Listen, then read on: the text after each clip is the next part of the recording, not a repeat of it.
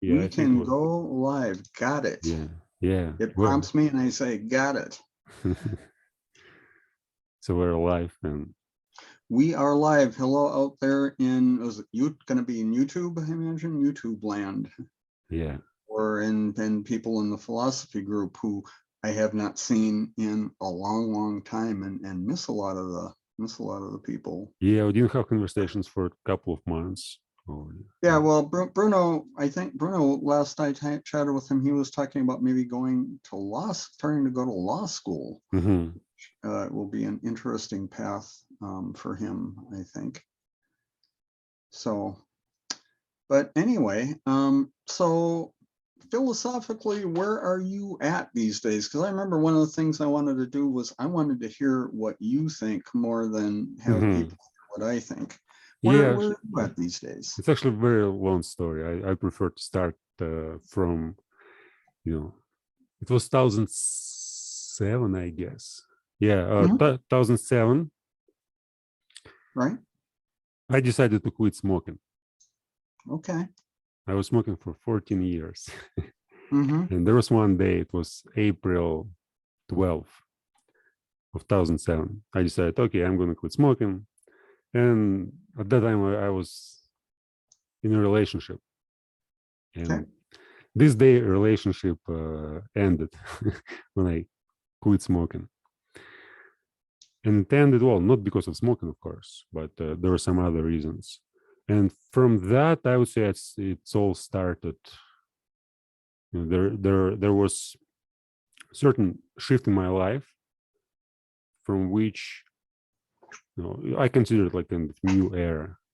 So before I was playing video games all the time, working, talking about, you know, stuff which I weren't interested in at all, wasn't interested, and going to parties, drinking, smoking, etc. And I Ah, and I decided, okay. okay, I'm gonna like, Being a person of about that age. Yeah. So yeah, I was 20 years old, sure.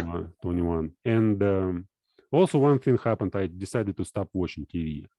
So I grew up Okay.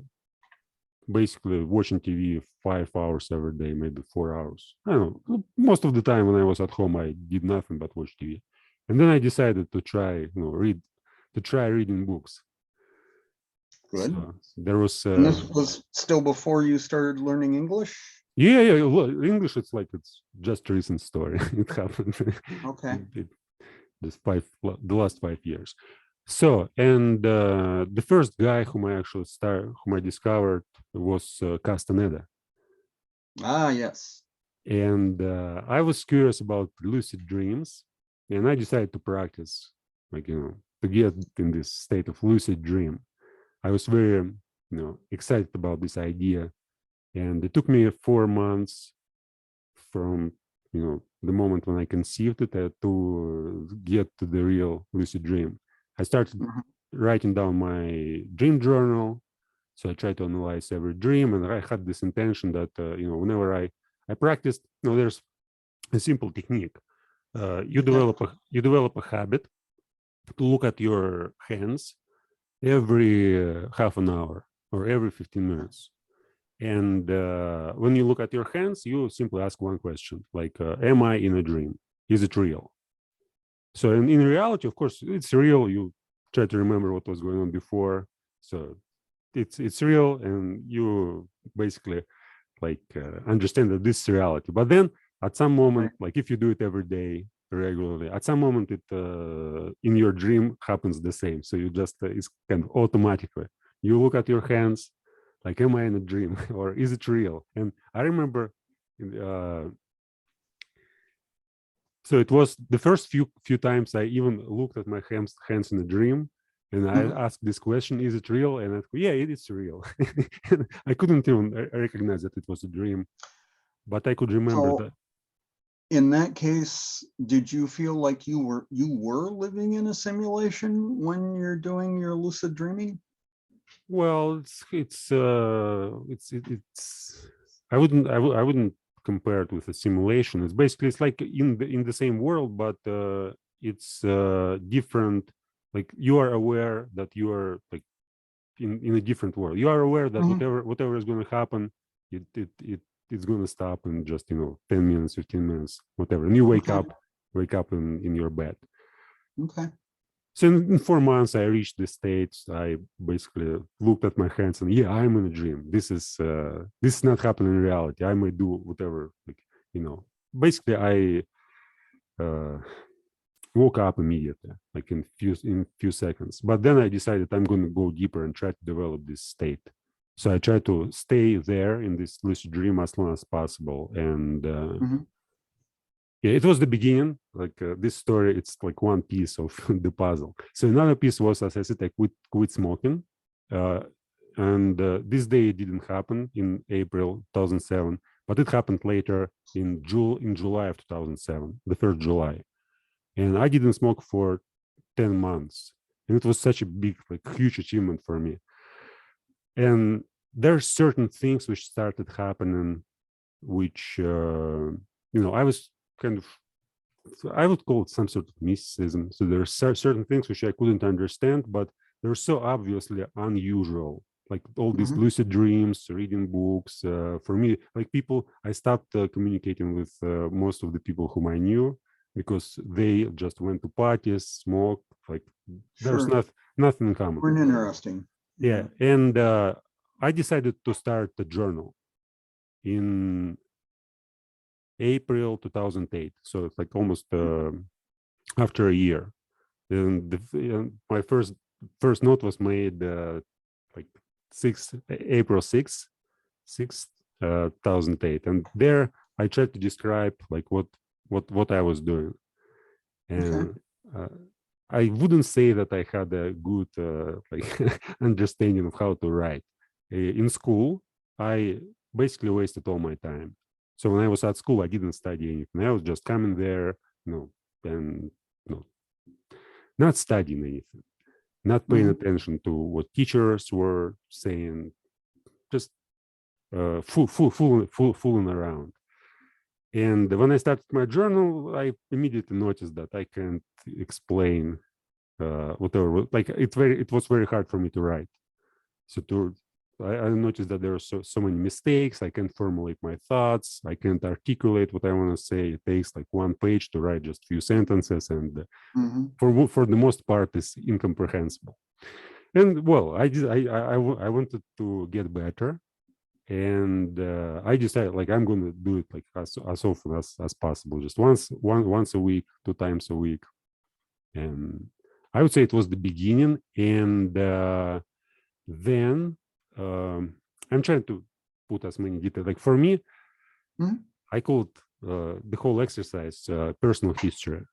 So I'm trying to, and it's from Castaneda's the third book. Castaneda actually says you have to erase personal history, but I reinterpret it in like the whole idea in a different way. So I'm trying to describe what's going on as clearly as possible, like in my life. It's kind of Sure. in philosophy, it's a sort of phenomenological approach. So Mhm. you basically take your experience and you try to kind of derive as like knowledge about your experience. So instead of studying some objective science and concepts, you know that what's here, what you can see, what you can experience. You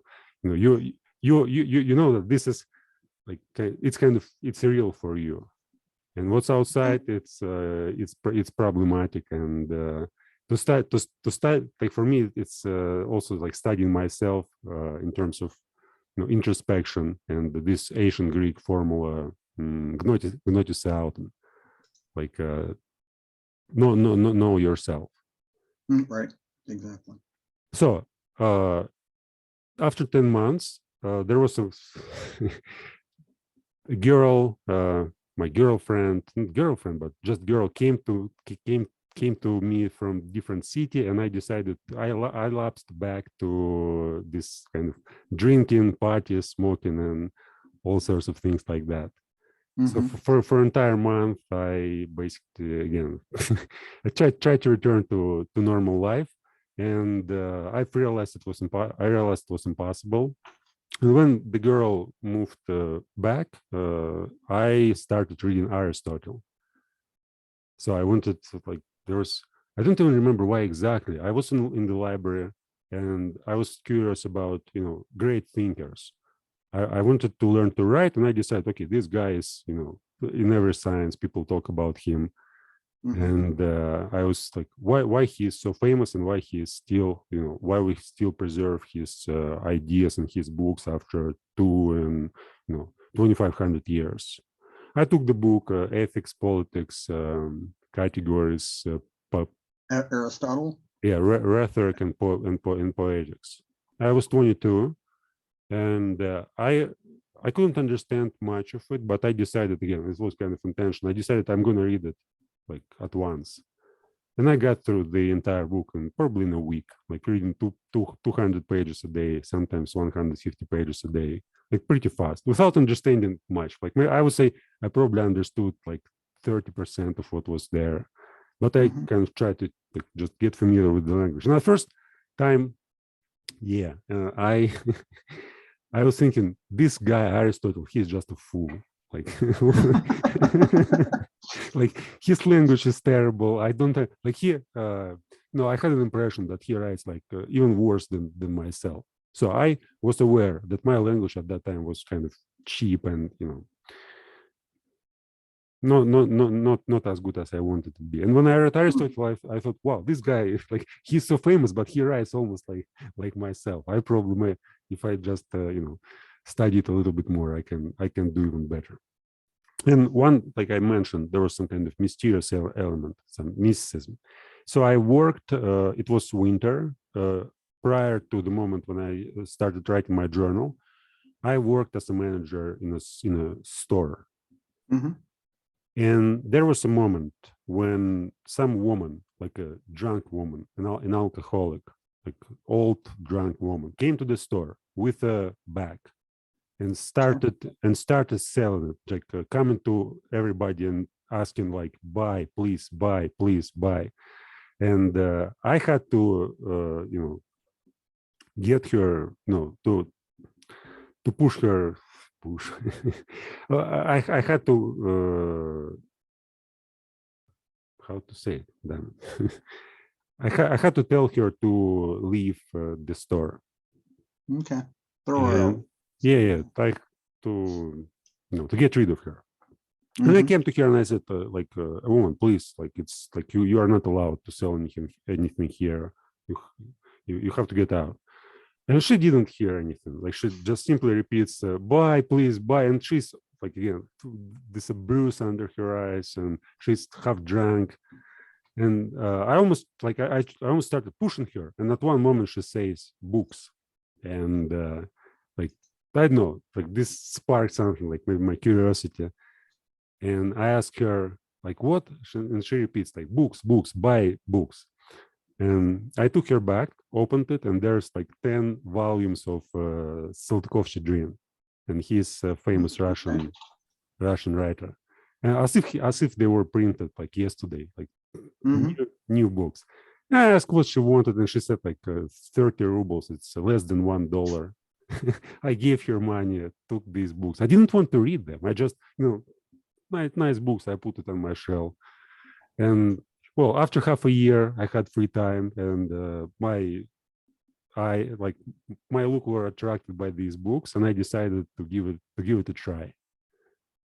So I took one book, and it turned out that in next 3 months, I've read the whole collected works at once. Just I was basically reading 5-10 hours every day. And which collected works was this? Like it's 10 volumes by Saltykov-Shchedrin. So there's there are novels and some, like I wouldn't call it philosophy work, but basically it's like novels and fairy tales. Okay. And what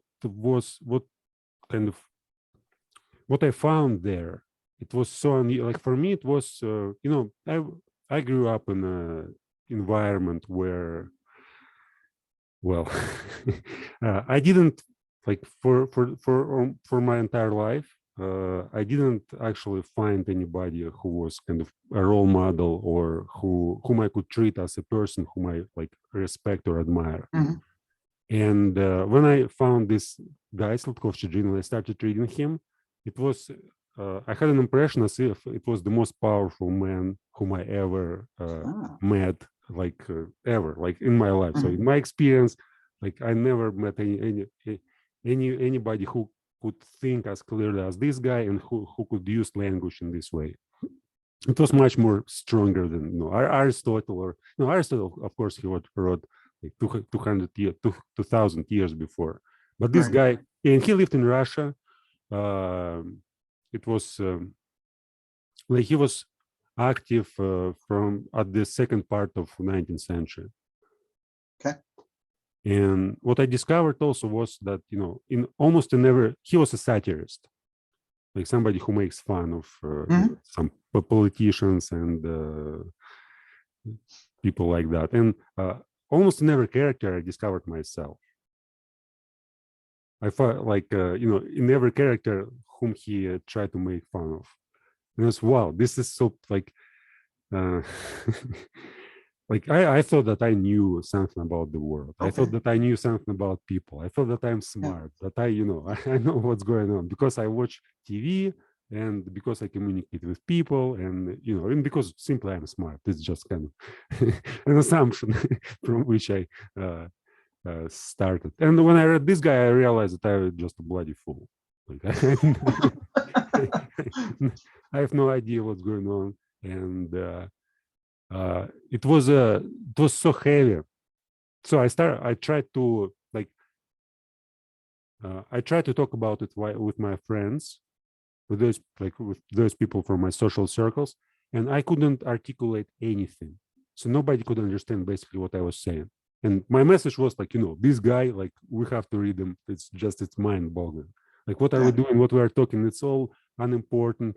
And I've read it, and I try to explain something. When I say something to my friends, it sounds like complete nonsense because my language was like in comparison with this guy, just the schoolboy and professor.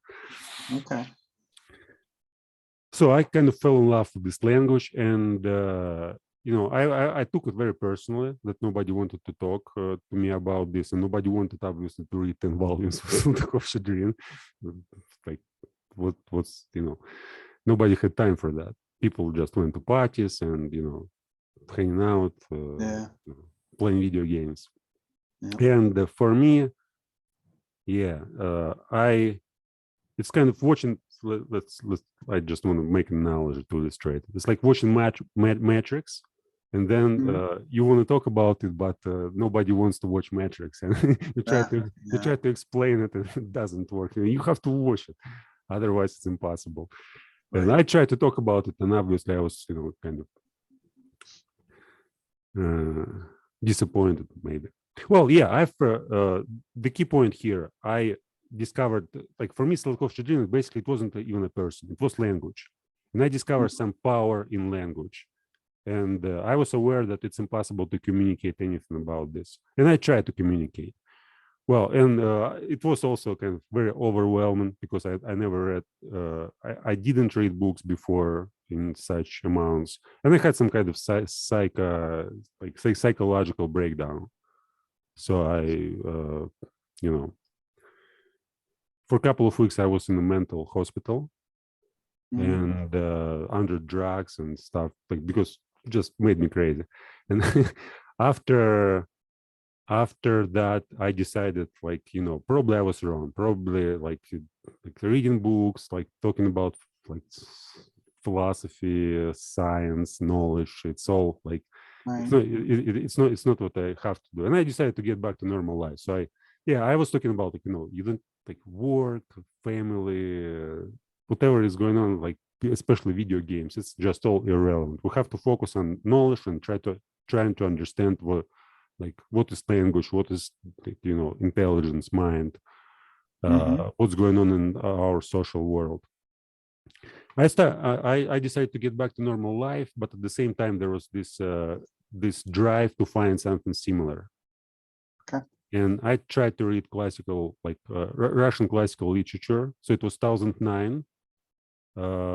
I tried to read basically all classical literature. So I read Dostoevsky, Turgenev, Tolstoy, Pushkin, Lermontov, like all of Mhm. them. And I couldn't find anything similar.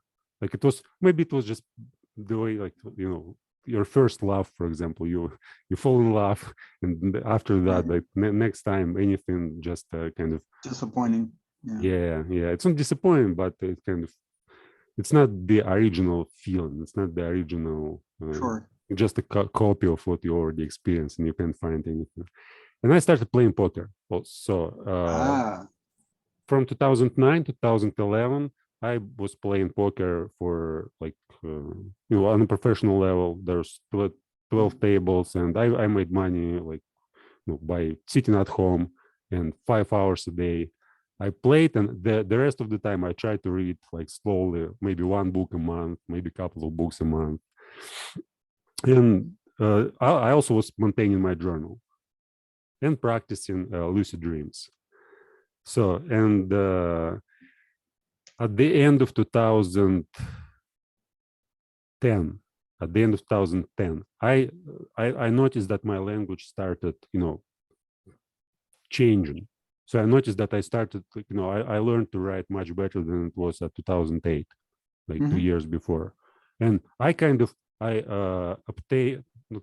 acquired certain, skills, not by studying techniques, but simply by reading classical literature in big amounts. And I had this idea that, I want to be a writer. So instead of like playing poker, I want to try myself as a writer. And I remember, like, in some of these journals, I went on the beginning of 2011. I traveled to Germany. Like, my aunt and my cousin are living there, and Okay. on the way there, I decided, like, I was writing my journal. I'm going to be a writer. I'm going to write something. And when I get back, I uh, I decided to write my first story, and it was a story about the day which we started from, like April 12th of 2007, when I broke up with with my girlfriend, with whom I lived for three and a half years. Right. So the story was called "The Last Cigarette," and it took me 30 days to write it. And what's interesting, I discovered something about my, kind of my memory, the way how my mind works. I decided that I'm going to write every day for 1 hour, just focusing my attention on this day. And I had some, I had some story, but essentially I want to put the story in this day. Okay. So I already had some content, but to develop this content, I had to take like some actions which were going on during this day, something that I was doing during this day.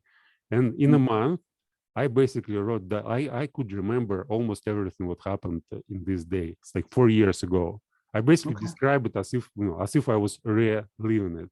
Sure. And Sure. I realized that, when you have time, and you're not, like, your consciousness is not busy with something else. You may, like, if you sit for an hour trying to remember something what happened like 5 years ago, 10 years ago, I think even if it's like a relatively unimportant experience, it's still possible to remember like some details. And mostly I didn't even try to remember. I tried to kind of imagine how would I experience something, and then, like, my imagination basically draws like the real, like, I can't imagine it, I can create something new, and from memory comes this, whatever I'm trying to write, whatever I'm trying to like imagine.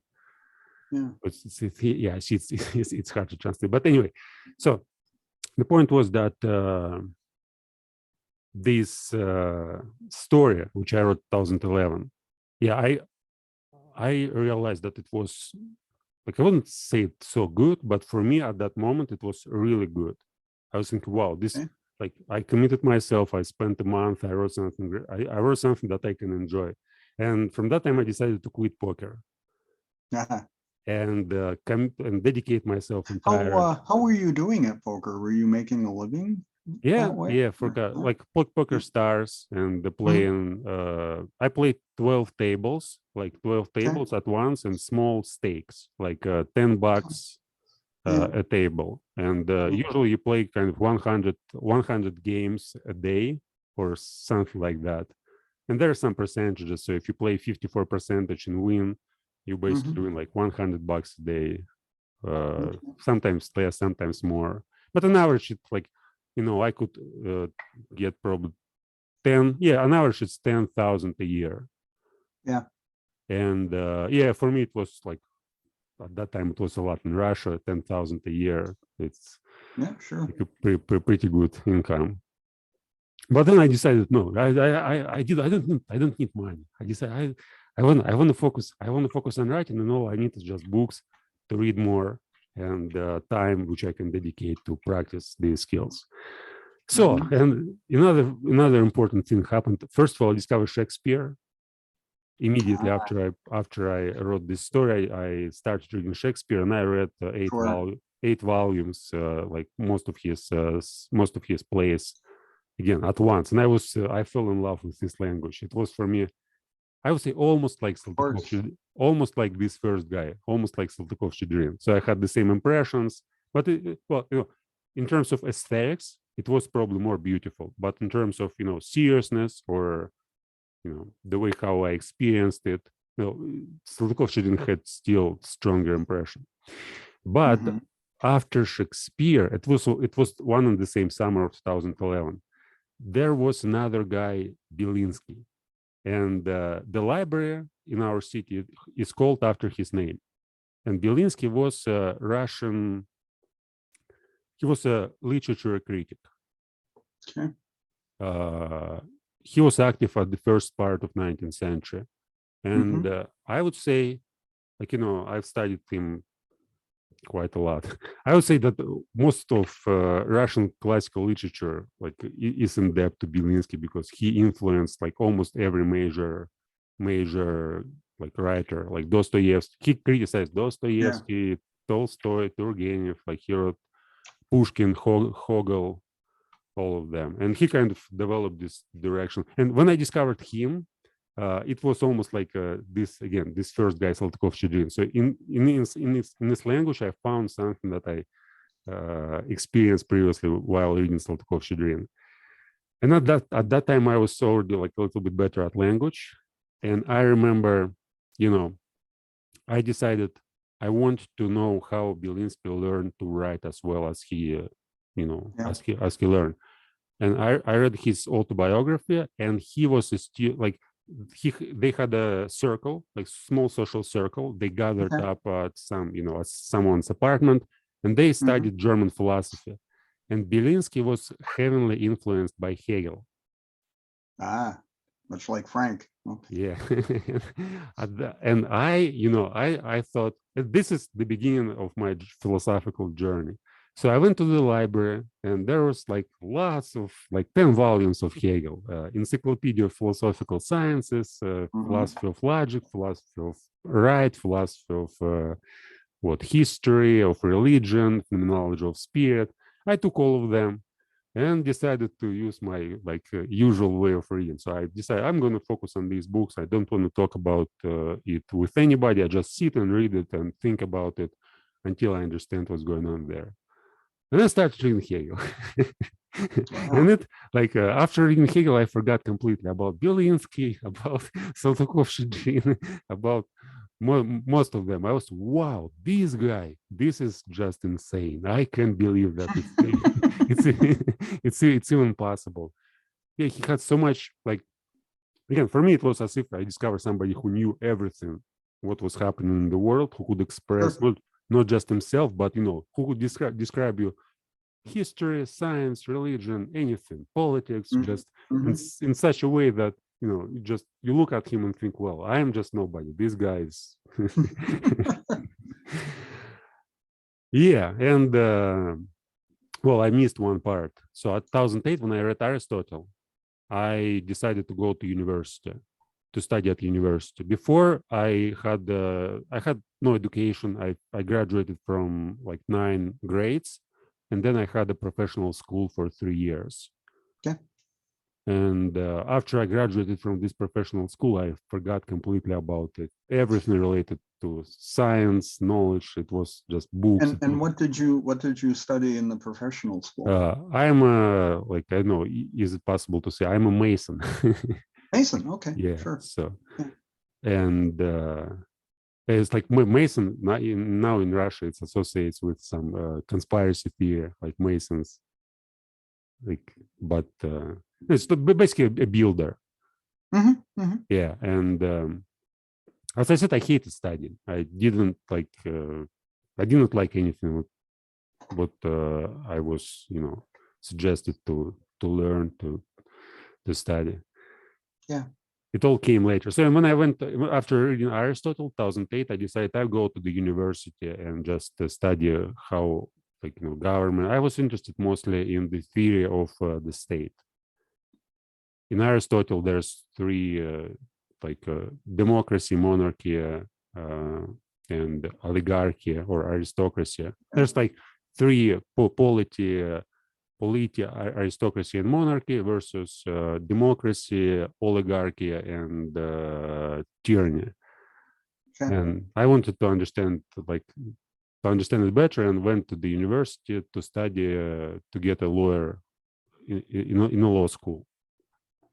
And at this time, when I discovered Hegel, I was finishing this school, so I was almost like, I had to write a dissertation, and I took the topic, the state of law. I don't know, in English there's like, it's a German concept, right?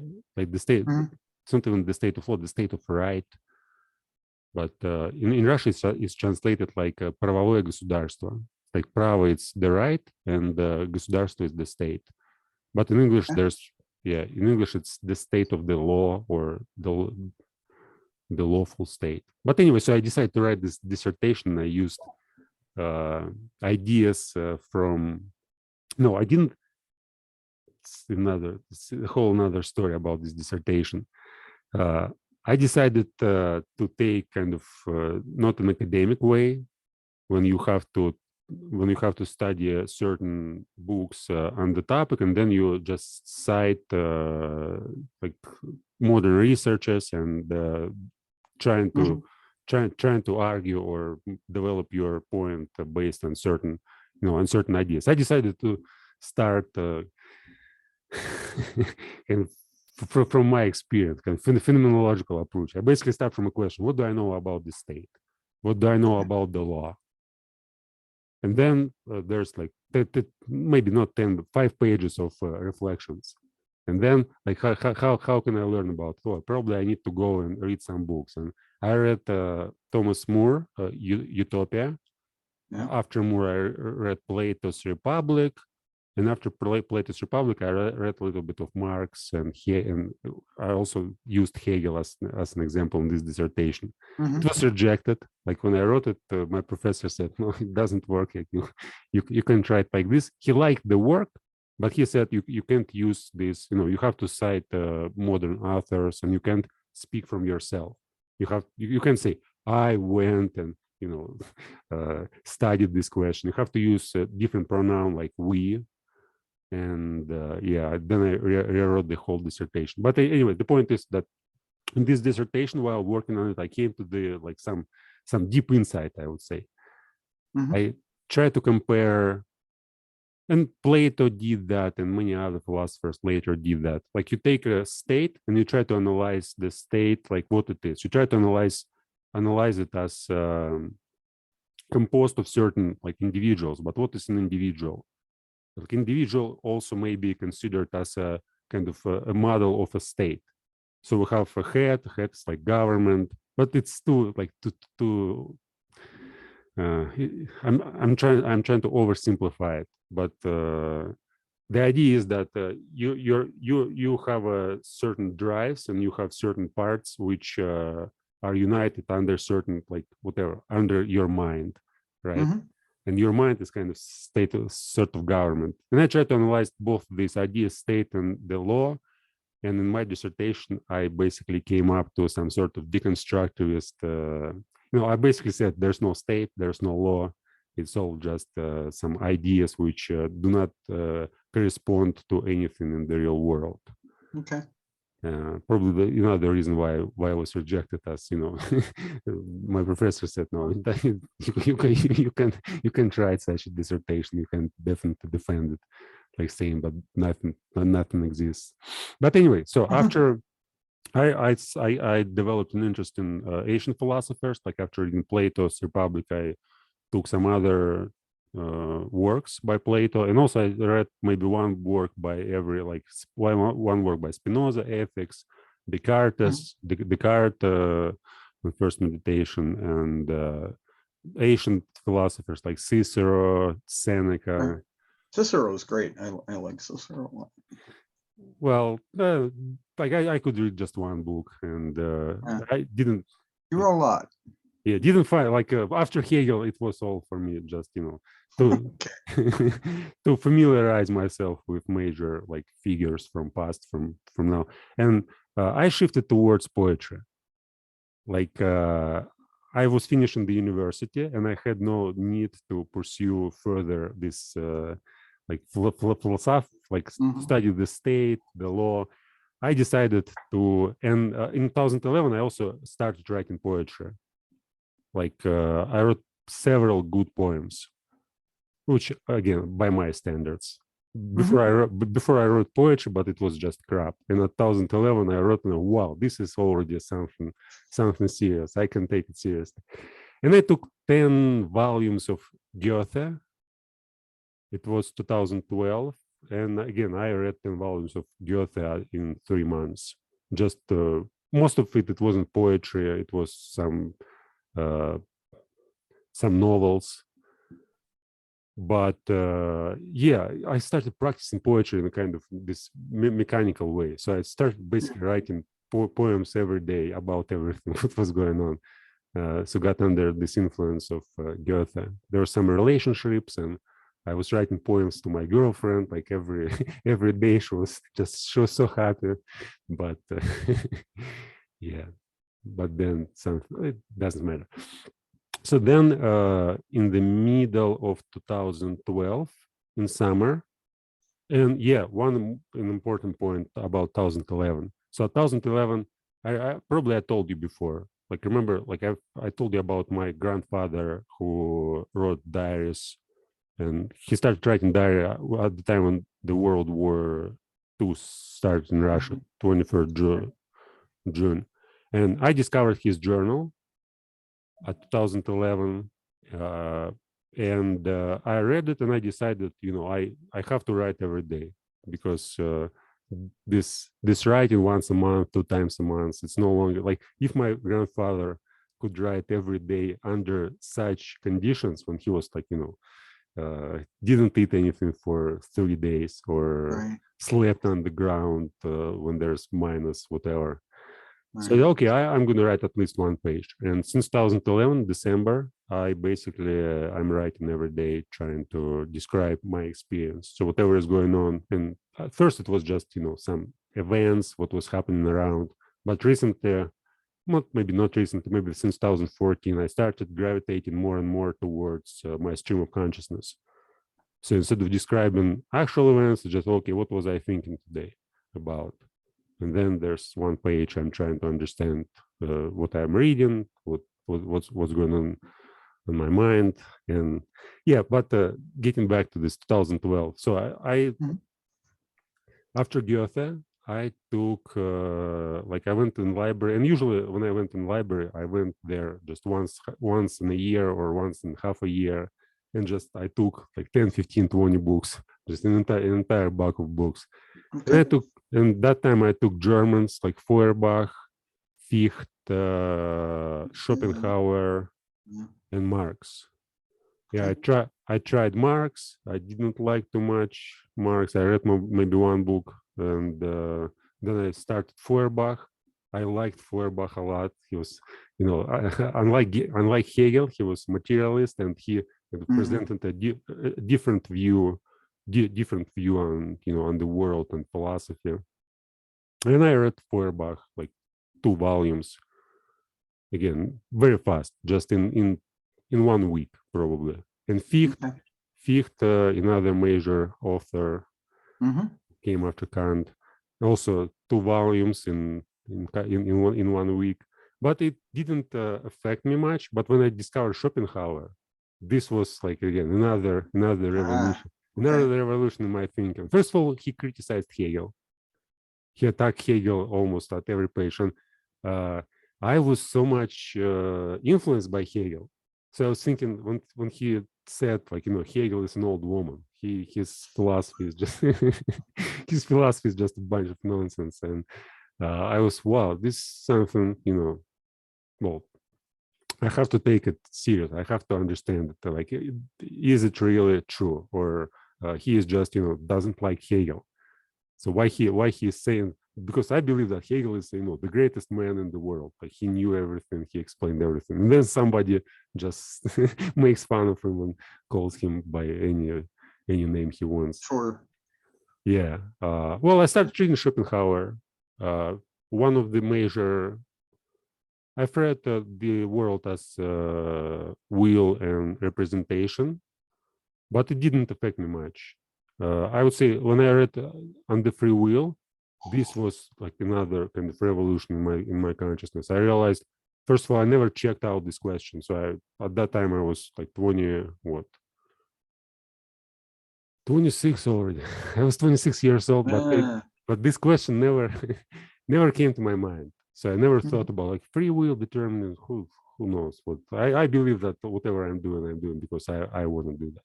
And Schopenhauer questioned this view, and after I read him, I was, wow, this maybe he is not right, but at least I have to give it a thought. I have to pay attention to what he is saying. Like from his point, it makes perfect sense. What if I just try to look at the world as if it were deterministic? And I started like changing my view on the world, and gradually, uh, like I gravitated a lot towards this position. So now I think I'm still there. So I can't find any. I want to be a compatibilist. I try to find a way to reconcile both, like free will and determined. But it's very hard for me to understand free will. Like, what is it? Like, how it works? I still can't find anything which maybe I can understand it on a logical level, on a rational level, but I don't feel like when I try to, where is it in myself? Like, I can't find. I may find lots of drives in myself which compete with each other all the time.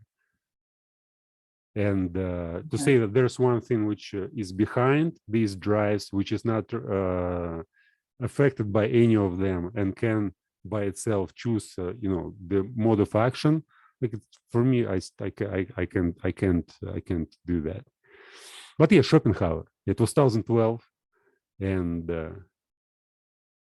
I started like reading ancient, not philosophers, but this Aeschylus, Sophocles, Euripides, like ancient dramatists.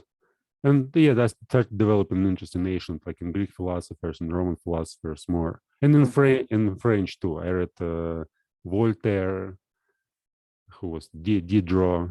Diderot, Yeah, Diderot. And Diderot had this book, novel, Jacques the Fatalist.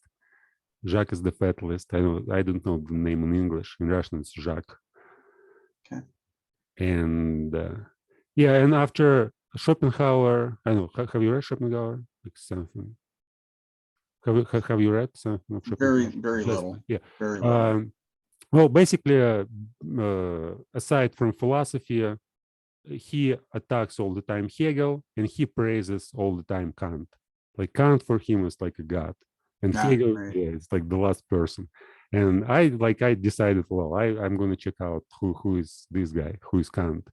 And yeah, there's a good time for you. Yeah. Yeah, and again, as usual, I went to the library. It was 2000, and it was the time when I started the first conscious attempt to study English.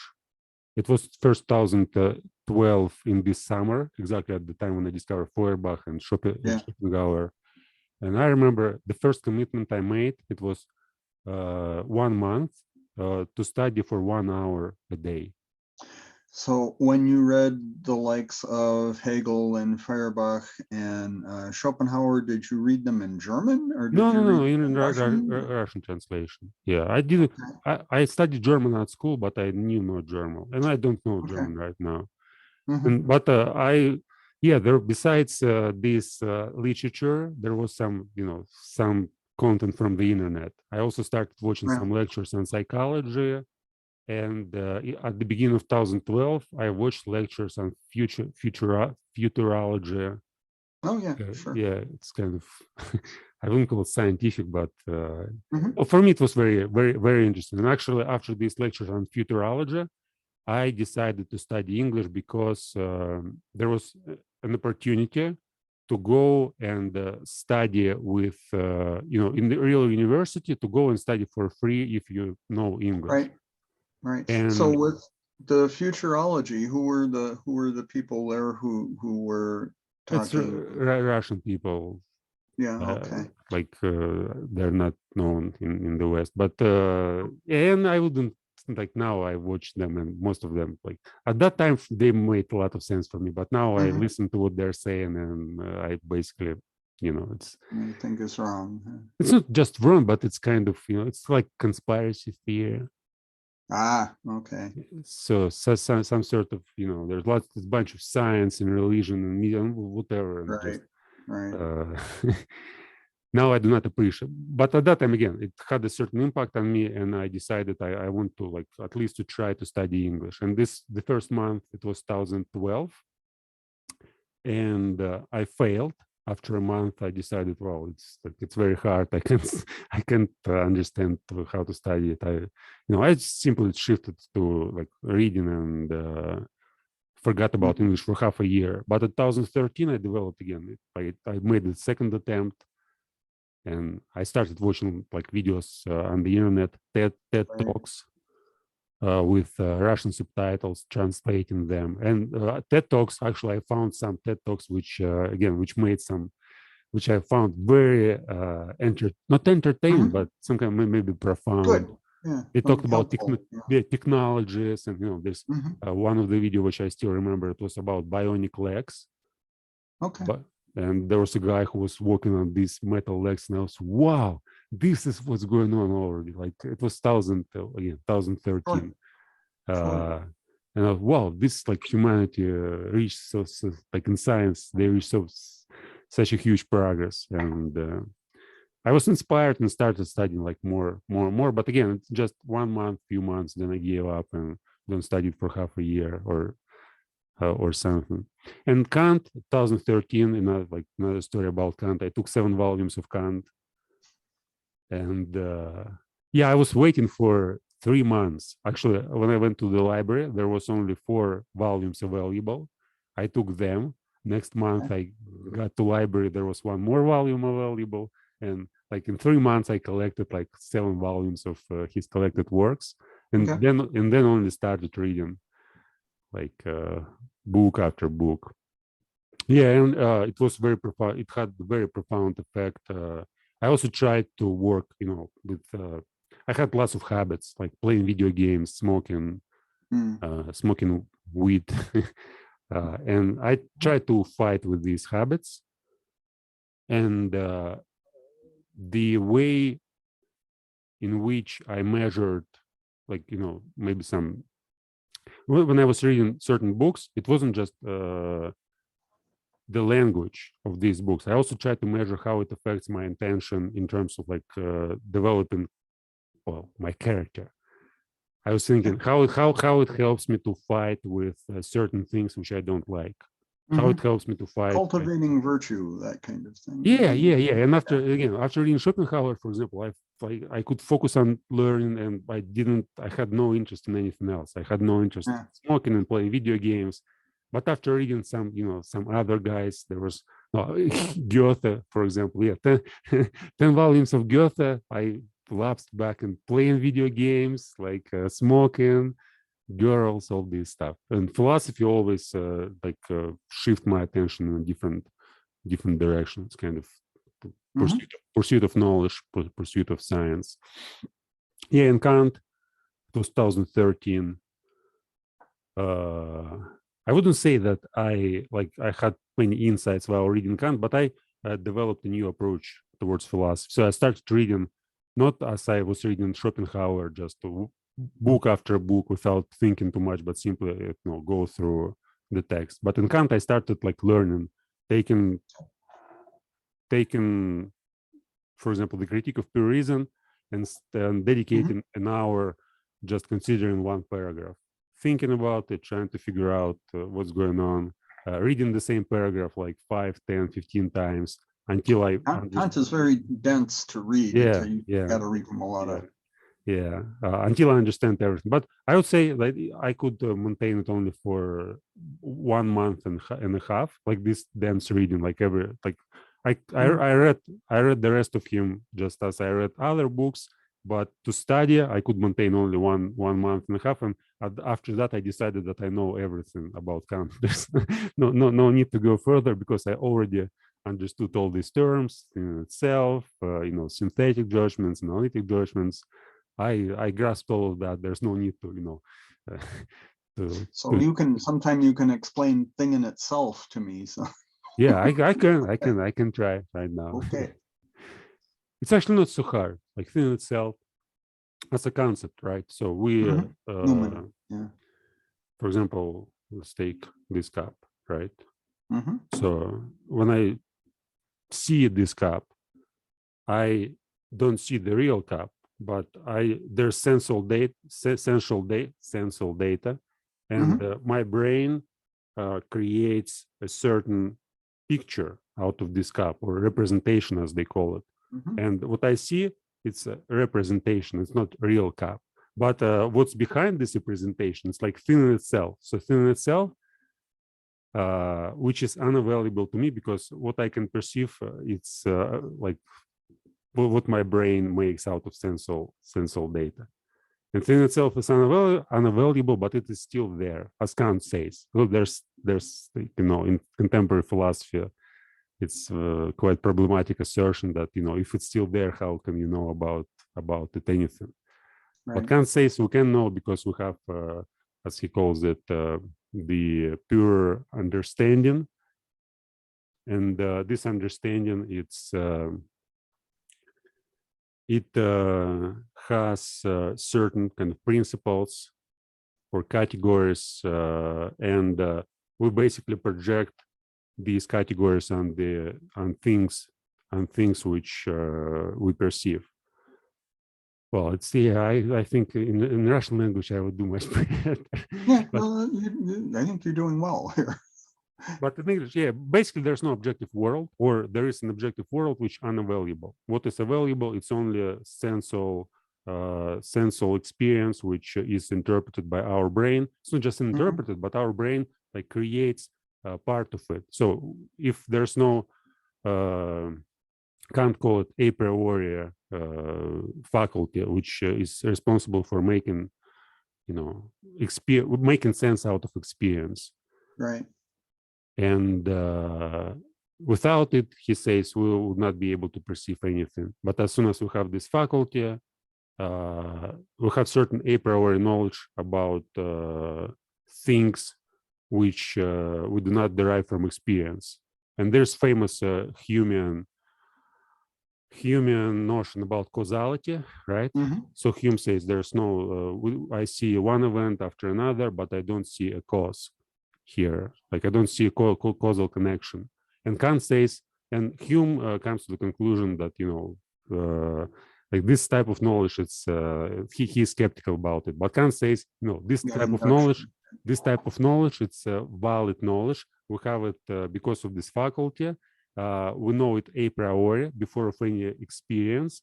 And among with this causality, there's all sorts of ideas which do not belong to experience, but which we have because of this faculty. And for him, time and space are like, thing in itself. You may conceive it as something that is beyond time, beyond space, and beyond causality. And everything which is in the domain of in the domain of time and space and causality, it's just appearances or representations. Kant doesn't say that they are not real. He says, yeah, they're real, but they are not real things in themselves. Like there's something beyond these appearances, which we have no access to. It's kind of, for him, he explains as a way to combat Berkeley and his Empiricism. Yeah, yes, he dislikes empiricists in yes, some respects. subjective idealism. So Berkeley says that, you know, if there's only an experience, Yeah, we can't say that there are some things. It, it may be possible that what we experience is our brain makes all these things. And yeah. Kant says, no, there are some things in themselves, they're not available, but they're real, and they're the kind of this subjective world. Yeah. So would you consider a thing in itself to be kind of like a Platonic form? Yeah, but it's not. Well, it's very hard to tell anything about itself. Yeah. You may just say that what you experience, what you see, it's appearances. Beyond these appearances, there's something, but you don't know what it is, and nobody can know what it is. So Right. there's no way to understand. And the problem is, of course, like why the hell do we need these things if there's no way to understand them? Well, because if we don't have them, we are in the domain of skepticism, because we are in Berkeleyan world when all we have is just our experience, which may be just generated by our minds. And it's very hard to tell. Yeah, you may choose like Lockean side and say, you know, there's certain things which exist independently. But again, how, like, for me, for example, it's almost impossible to imagine, like, all we know, right? Like all sciences, all knowledge is basically derived from somebody's experience, right? Well, you would hope so. Yes. Well, there's no knowledge. Well, you may say there's some God and it gives us knowledge, right? And it's just, you know, objective knowledge. But essentially, as far as I can tell, it's basically all we learn from our experience. And the problem is, like, if you try to postulate something like an objective world and say this exists independently, well, first of all, how can you tell anything about this thing, about objective world, which exists independently? So consciousness is, or any like a subject, always necessary to tell something about the world. If there's no subject, you can perceive it, you can understand it, you can see it. You may guess, but it's not no. You may say, yeah, before human. It depends. I suppose it depends on how you feel about inferential logic. There, right, where there's, I know that was quite a debate in that time period where Hume basically said, yeah, inferential logic is bogus, and Kant, if I remember right, tried to reconcile empirical inferential logic with deductive reasoning type logic. He thought, you know, unifying, and certainly makes a lot of sense to me that, you know, you use both to reason about the world.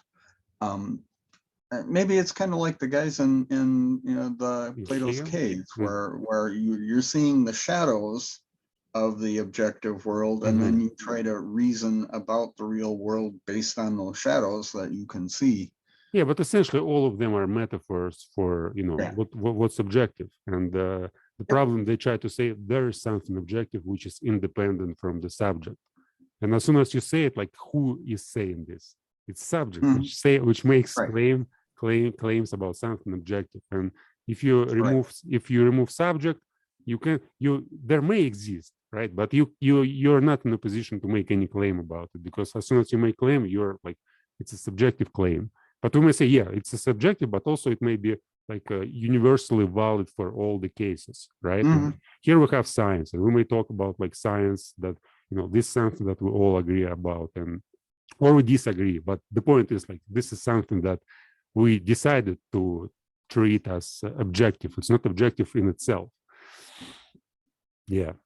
Again, like Kant. Yeah, I want to return. It's something that the quantum physicists have wrestled about basically since the beginning of the theory, is the whole problem of measurement and the whole problem of you know, the observer Yeah, collapsing the yeah, function yeah, and all that sort of business. And that argument is still going on, raging in full force now. And honestly, nobody knows, yeah, yeah. and perhaps can't know that much, as Kant would say, that you can't know. Yeah, but still, again, it's like it seems that it's possible to have both views, Mm, right, and like reconcile them both. But when you start thinking from one perspective, it makes like both views makes no sense.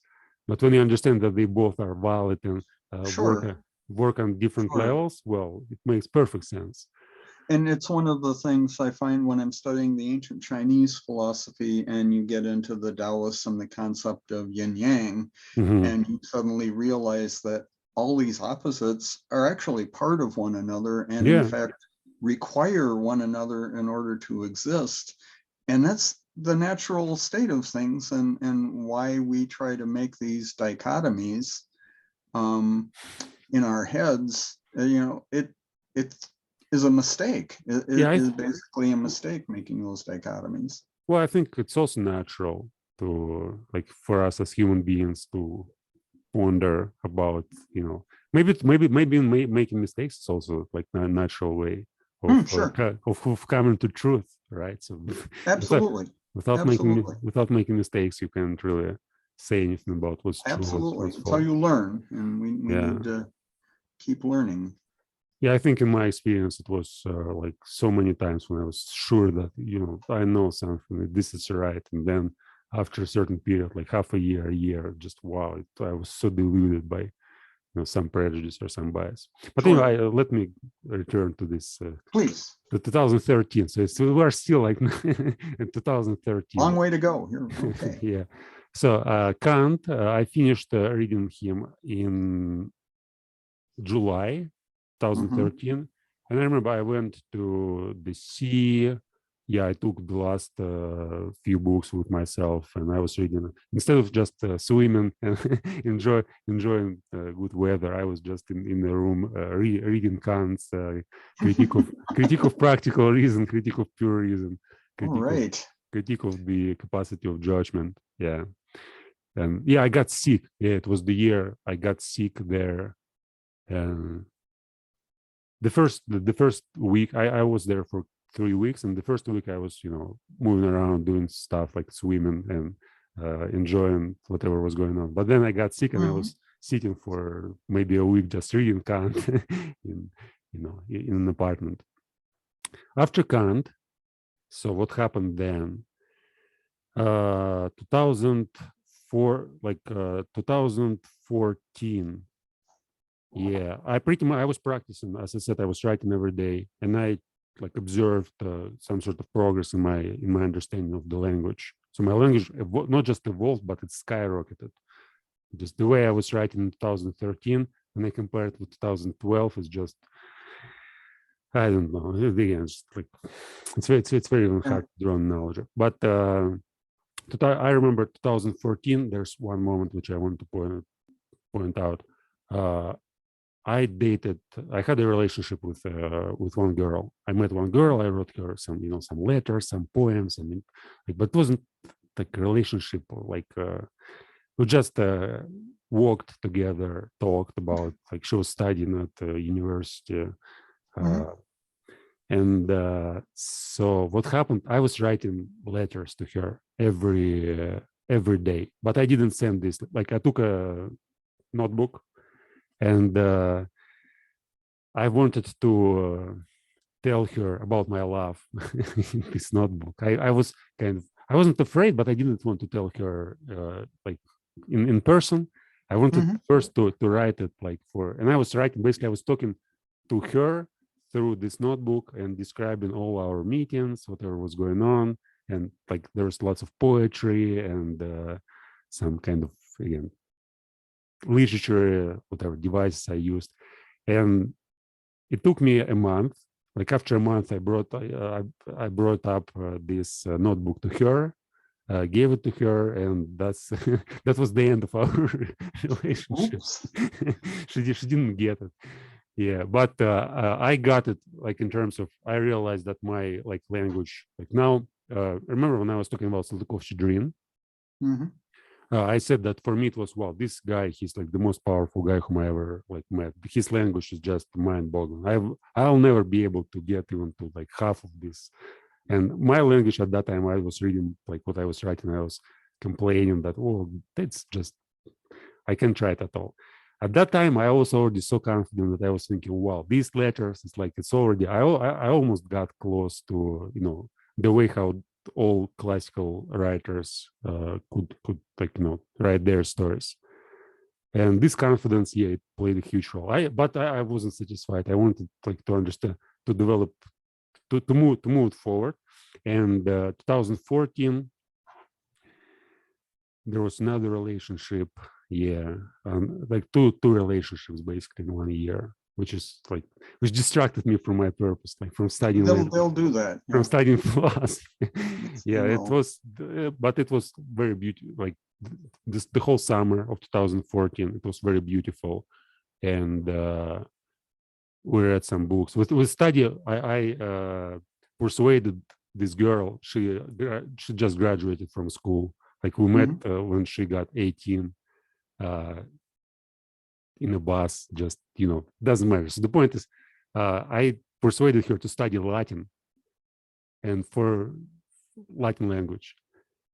And for a couple of months, we tried to study Latin together. And I was thinking, well, Okay. this is so amazing. I can like speak with her ancient language, and Yeah. I was memorizing Horace and read some poems to her. But at the end of the summer, it all stopped, and I was kind of again in a state of. I wouldn't say I was too much unhappy, but I was, yeah, okay, I may get back to to my pursuits. Doesn't matter. But Hmm. I was like, there was something, there was some wound which this Sure. relationship left There in always is. in Yeah. my heart. Yeah, but and I decided to shift a little bit from philosophy to literature, and from Germans to Russians. And remember this guy Belinsky, whom I met. Like Belinsky, he's Yeah. a literature critic, and I discovered him in 2011. And it was a starting point for philosophy because after Belinsky, I read Hegel, and Hegel basically put me on the path.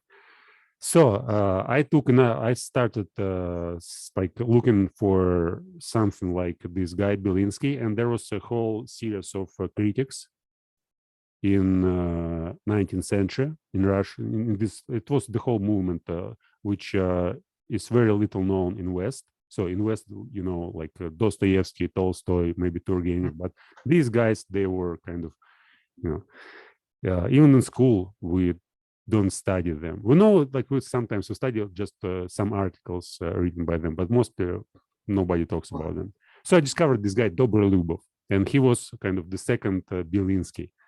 His first article was called like Anastasy Belinsky. Was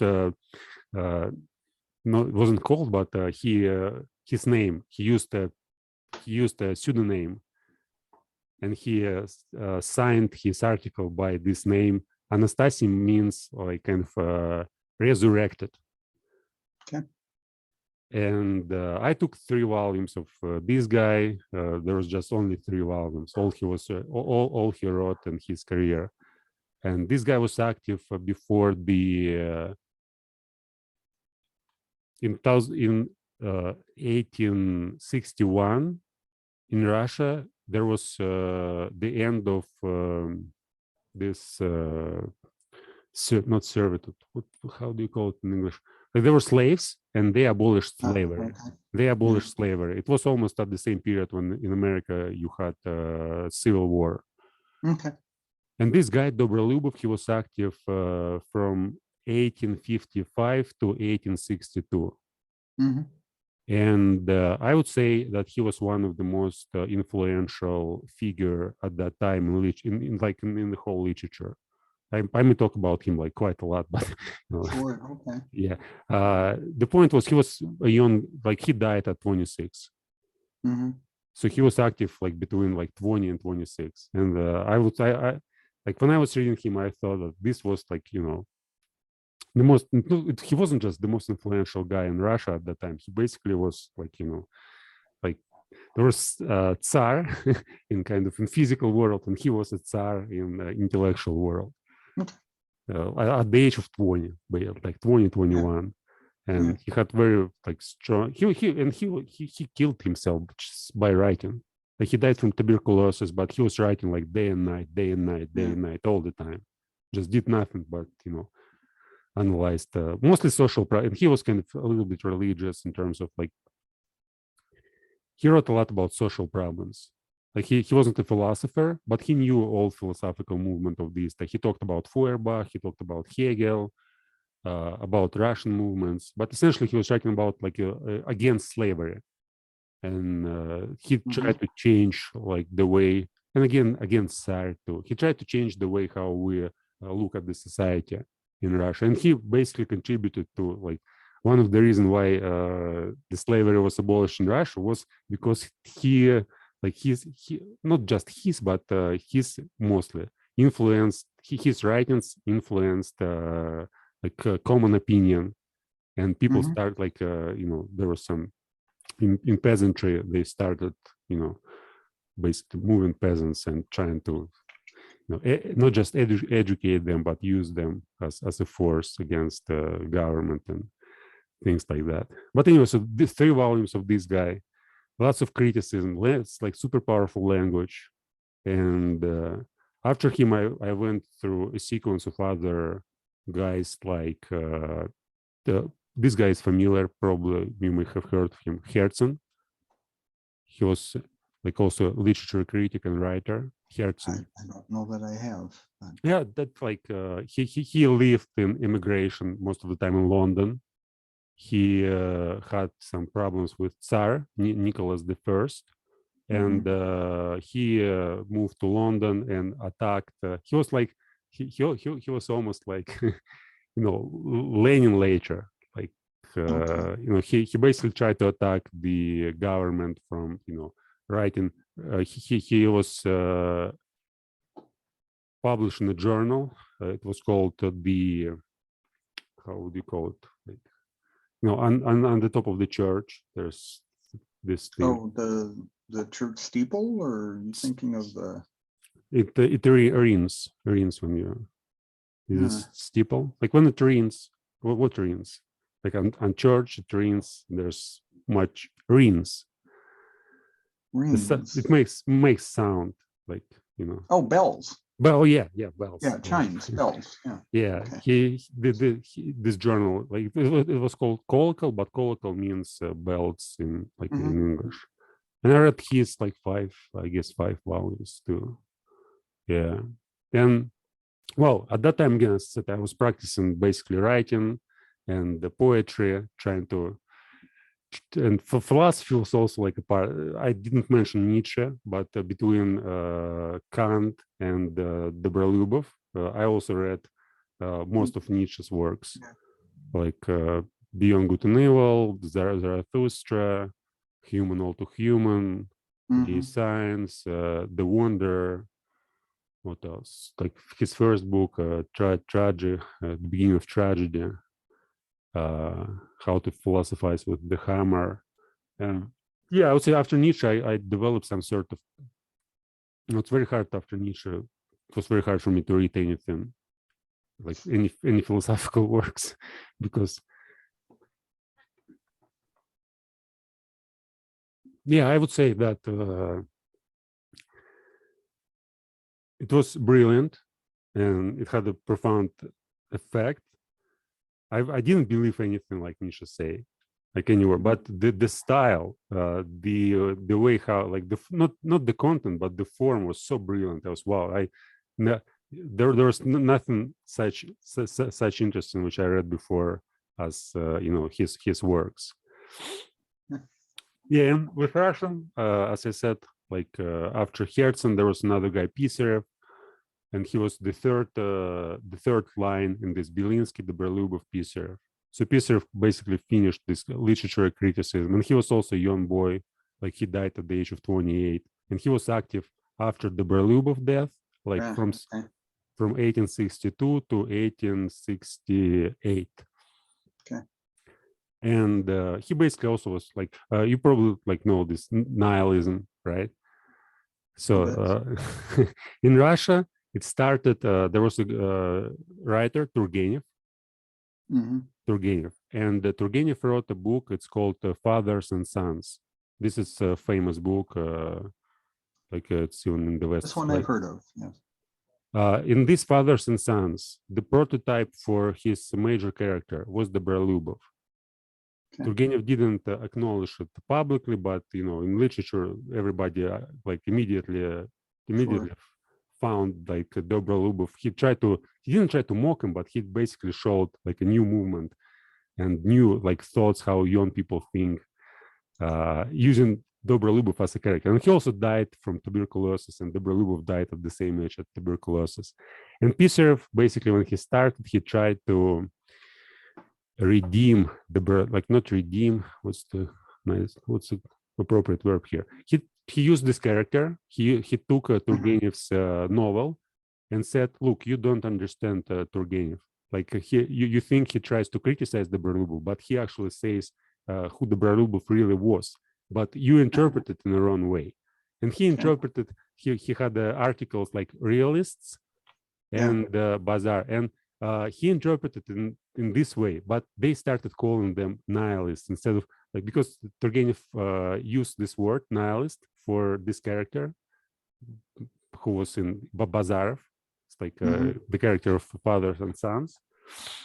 So they started calling them nihilists, and Pisarev tried to do like something to like, instead of like nihilists, he tried to use the word realists, and like focusing on science. And they were very much under influence of, you know, materialism under Marx and Feuerbach. It was quite popular at that time.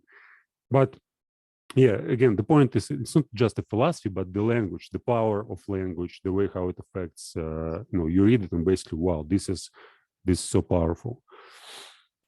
And after Pisarev, so I guess, yeah, this was the last like major major thinker whom I read, because after that I decided simply, well, there's nothing to read.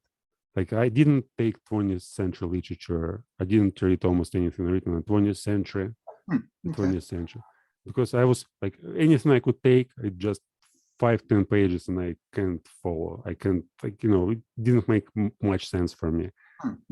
After, like, it's like you eat cake, and then somebody gives you to eat some porridge, or you know, like analogy with food. Yeah, and I decided to shift to English, but it wasn't like just my decision. There were some things were going on. I met a girl again. There's so many girls. Those darn girls, yeah. I went to a poetry evening. It was 2016, March. I went to a poetry evening, basically mocking these poets from my town. Like before the event was announced on social media, and I wrote, like, there was some poets presented their works, and I wrote like I mocked every poem, writing a different a different poem. Like, well, I was kind of a nasty person at that time. I mean, basically, what I tried to show was that they pay attention to some silly, like useless things. They talk about things which are not important, and their style is weak, and they are weak. And, you know, I try to show how to do something in a very like powerful way.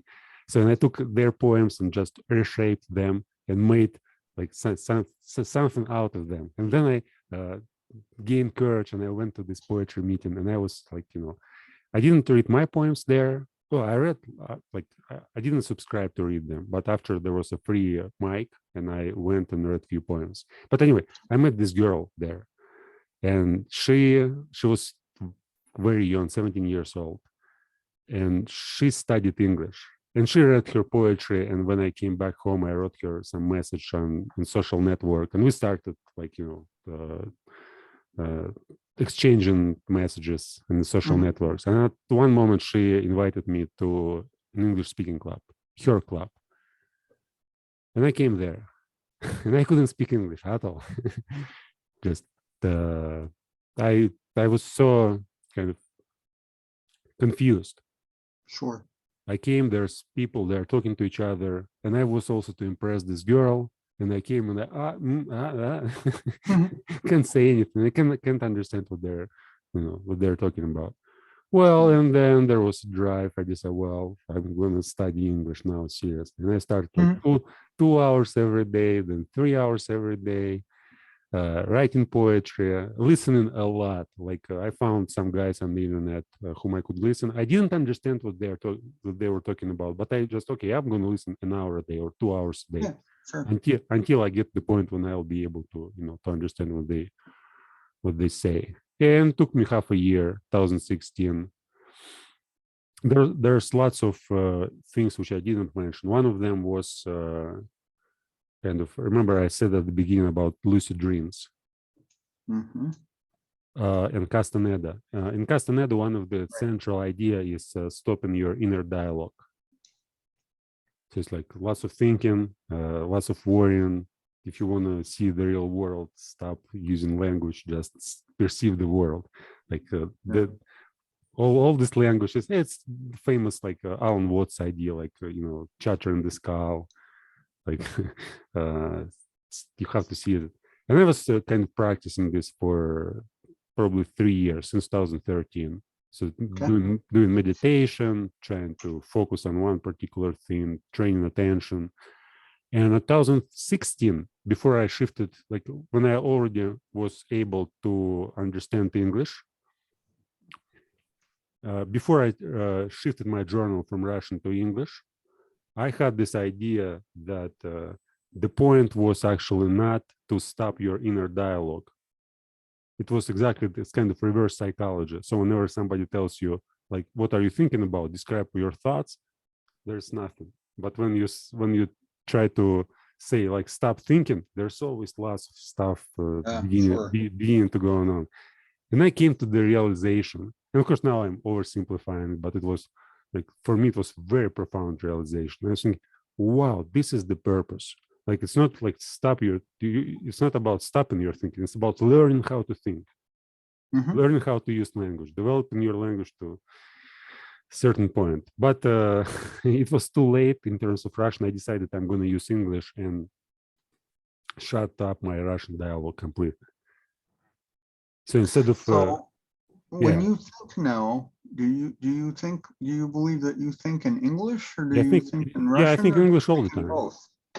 No, I think English all the time, but sometimes I get back to Russian on purpose. So if I need to, like, for example, now I run a philosophy club here in our city, and once a month we have events. And before these events, 3-4 days before, I get back to Russian, think in Russian, talk in Russian, write in Russian, kind of prepare for having a conversation, and then get back and think all the time in English, write in English, speak in English. But yeah, the point at that time, like this shift, I decided, okay, no Russian anymore. So no writing, no reading, no like talking. I stopped talking almost to everybody whom I communicated with. I basically said, I'm going to study English. Like, if you want to talk to me, study English. If you don't want to talk, well, I'm sorry, I don't have time for this. I want to speak. I don't want to speak Russian. Like, if you want to communicate with me in Russian, here's a couple of thousand pages which I wrote for the last 10 years. You may read them, and then we have a conversation. And there's like a few hundred videos. I was successful. There were some consequences with it. So after half a year, so the first time, I would say it was 2017 when I first attempt was in May or in November of 2016. I was writing in English for a month, and it was incomprehensible. Now I look at it and there's no any English sentence, it's almost impossible to read, but I tried. It's just, for me, it wasn't like language. It was like, I have some ideas, and the point is not to use grammar, but simply to explain what I mean. to make it understandable for myself, that I know what I'm talking about. I have something. I have some content. And after a month, I gave up because it was too hard. But after half a year, I gained enough power. And since April 2017, yeah, I shifted my journal completely. And in half a year, I had some kind of, again, I wouldn't call it a psychological breakdown, but I started experiencing ringing in my ear. Oh. And it goes away when I shift back to Russian. That's why sometimes I do that. So if I stop thinking in English, if I allow myself to listen to some Russian, lectures or to watch some movies, That's interesting. it disappears. But when I at the same time, it stops me because I basically what I'm doing for the last 10 years, like 11 years, since 2011 when I stopped playing poker. Like what I'm doing is basically consuming a lot of content. And I call it learning. So I don't do anything else. I read books, I watch lectures, I try to write, I try to describe as clearly as possible what I'm doing, how I'm doing that. Try to find the way where I try to deceive myself. So if I for example, there was a what was a book? Yeah, there was a moment I was interested in neurophysiology. It was again before I shifted to English. It was 2017, and at 2016 I listened lots of lectures in Russian language about neurophysiology, like few courses from MGU, Moscow State University. Yeah. And I understood lectures, everything what was there, but then I decided to dive deeper in it, and I took textbooks about neurophysiology. I started reading it. It was incomprehensible. Like there's 500 pages. I committed myself to read the entire textbook, but I couldn't understand I could understand probably 20% of it. The rest of it is just words, abstract concepts, which makes no sense for me.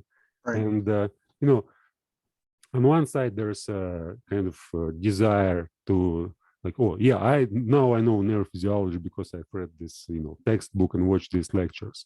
So, and on the other side, no, it's like, I don't know. I've read this, but I didn't try to understand it in depth. And I can't even talk about it. I can't explain it to anybody else.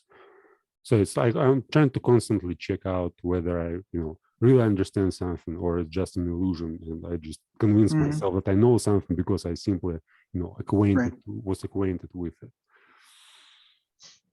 Yeah, and the girl whom I mentioned, she ran club for she was running club for.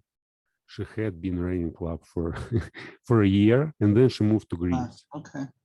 Then she moved to Greece to study at the university, and I took over this club, and now I'm still working on this club. It's like 5 years already.